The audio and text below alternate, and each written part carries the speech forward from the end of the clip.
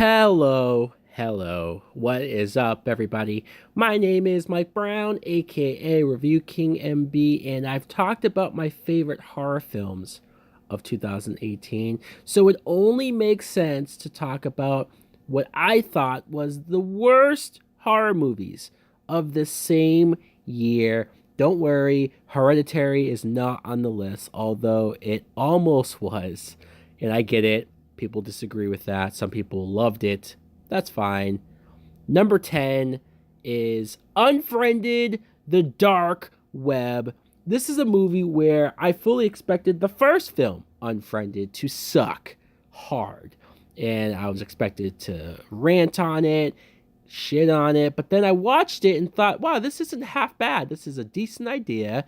And you had some scary kills. So the second movie, I was willing to give a chance. Of course. And the second movie ended up being what I thought that first movie was going to be, where you have characters that you don't care a whole lot about, or the ones that you do care about get viciously killed in ways that it just sucks.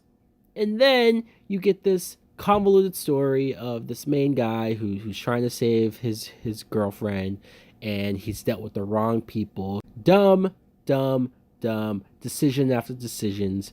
And then the ending. It's really the ending. A lot of times a horror movie can just be decent or just be okay, or it all hinges on the ending. If the ending sucks, it ruins the movie for me. And I think that's the biggest sin for Unfriended 2. Number 9, Deep Blue Sea 2. Who was asking for a sequel to Deep Blue Sea? Deep Blue Sea on its own is sort of a cult classic where it has some memorable kills, Sam Jackson, and you have LL Cool J and Thomas Jane and all of these actors that brought it, but it's a little campy. The CGI is cheesy, and the idea of making sharks' brains bigger, yes, it's cheesy, but it worked for the 90s.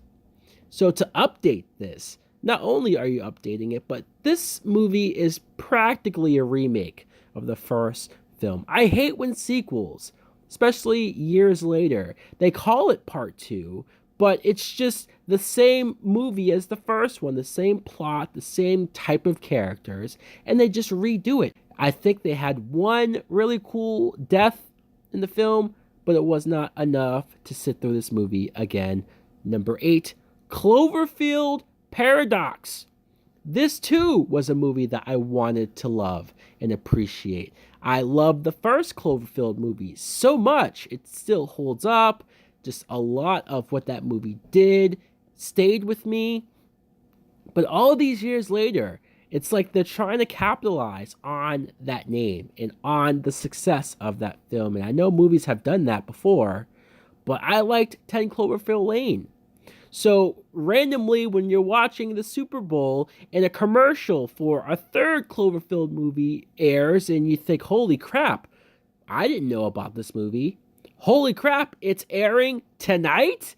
What a great marketing ploy. What a great trick. So I watched it and I was severely disappointed, especially because this movie did not feel close or connected to Cloverfield. It felt like it was a different movie, which it was. It's really a different movie that they added on and tacked on random scenes to try to connect it to Cloverfield, but it really doesn't work. Alternate universes, alternate dimensions, and it just makes you rack your brain. And then that ending where you finally do see the Cloverfield monster. What the hell? Why couldn't we get a whole movie that's actually about this creature, this monster? Number 7, Tales from the Hood 2. I watched the first movie for the first time in preparation for this one, and I didn't care for it when I first watched it, but this second movie made me appreciate that first movie so much more, and the messages behind it and what it was actually trying to be about. Because this second movie fails at all of those things. There is no message. It's called Tales from the Hood, but it's not even in the hood. It's about this guy at this prison who runs this prison, and he wants to create robots for the future to be cops, like RoboCop. What the hell is this? I don't know. I don't know why, after all of these years, they decided to bring this back, especially in a half-ass, lazy, cheap-ass way. Number 6, Winchester. Winchester came out in January, and I still remember how horrible this was, how boring this was, how just nothing happened. Nothing upon nothing happened. And Helen Mirren, I still don't know how they convince this actress who has been in so many movies just to do this. I don't get it. I don't know what they paid her or what, because this film sucked. Number 5, Truth or Dare. Wow. Judging by the title, I should have known this was going to suck, but silly me, trying to give movies a chance.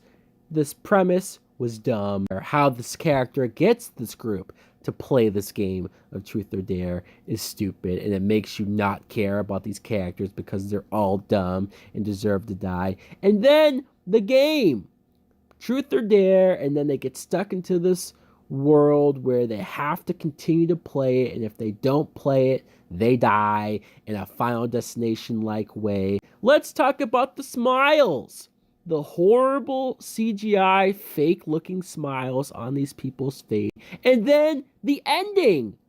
Man, this ending of, hey, we're going to have this girl who earlier in the movie said that she would never sacrifice all these people just because.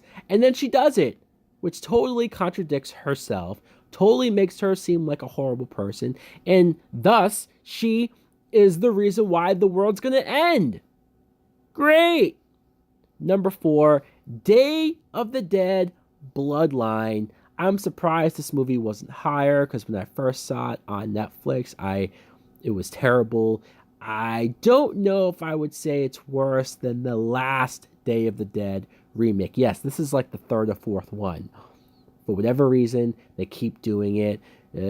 Sure, Nick Cannon, maybe that helped some people the last time around. And you're following this zombie who previously had an obsession and was in love with our main girl. He was donating blood, and then he got infected, and now he's a zombie. He remembers her and he targets her. Maybe not worse than the vegetarian zombie the last time around, but still pretty bad. Number 3, The Nun. I am so upset that the Conjuring universe has these spin-off films that are terrible. The first Annabelle movie was bad. The Nun is the worst out of all of them. The Nun, this character who was actually creepy in The Conjuring 2, and I actually liked the idea of them doing a movie just based off of that, but so many missed opportunities with this movie, not just because there's nothing going on for almost 2 hours and it's boring, but Taisha Farmiga, the younger sister of Vera Farmiga, who is in the Conjuring movies. You cast her sister and then don't have a deep connection with the two characters. Wasted opportunity. Tess Farmiga, like I said, and the priest, who were so boring to follow and pretend to care about. So upset that this made so much money, because there's going to be another one. Number 2, Slenderman. And honestly, I was probably more pissed about The Nun than I was about Slenderman. But the reason why I put Slenderman at number 2 was because of wasted potential. This Slenderman movie had property, had a name that could have been something big. That could have been the start of a horror franchise that would have been scary, that would have been appealing. He could have been the next Freddy Krueger. All of these stories, these documentaries, these videos on YouTube that I have seen of Slenderman, granted, it was years ago, and it took them way too long to make this movie. That's true. But it's wasted. It's wasted in a set of characters, all female actresses that I like in general, but written horrible. It's just a set of scenes. Nothing really makes sense. Nothing's explained on how it works with Slenderman's powers and how he gets to these girls. They could have delved into the lore, or you could have actually made it scary. Just because you leave all the lights off in people's houses and you have him in shadows doesn't make me scared. It just makes me want to turn the lights on. For my number one most hated horror film of 2018, I knew it once I saw it that it was the case. Hellraiser Judgment. Why are they still making Hellraiser movies? I've never liked a Hellraiser film. I tried to watch all of them. I did watch all of them. Every single one. I think there's like 9 or 10 of them. God help me for even attempting to do so. But at this point, we're still trying to make this Pinhead character relevant and scary.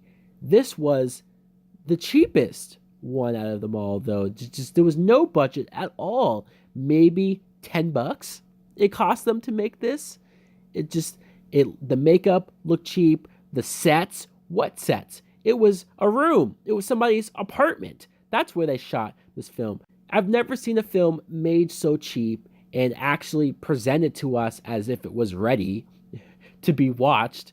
I would be ashamed if I was the director. Hell, if I was one of these actors, I would be ashamed to be associated with this in any way, shape, or form. This is sad. This is pathetic. No more Hellraiser movies, please. Never again. Stop trying. It's not worth it. It sucks. It all has sucked. Be done! Anyways, guys, let me know in the comments below, what do you think of my list of some of the worst horror films of the year? Did I miss one somehow, some way? What does your list look like? What's your number one worst one? Like, comment, subscribe. Man, let's do better next time, please. Later!